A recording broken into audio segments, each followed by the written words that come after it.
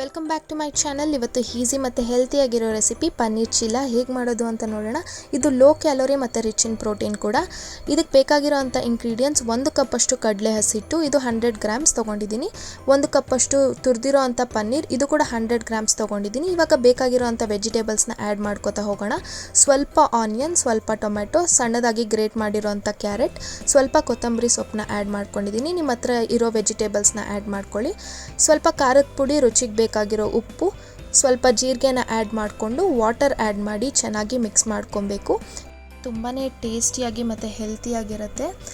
Batter consistency ನಾನು ವಿಡಿಯೋಲಿ ತೋರಿಸೋ ಥರ ತಿಕ್ಕಾಗಿ ಮಾಡ್ಕೊಳ್ಳಿ, ತೀರಾ ತೆಳ್ಳಕ್ಕೆ ಮಾಡೋಕ್ಕೆ ಹೋಗಬೇಡಿ.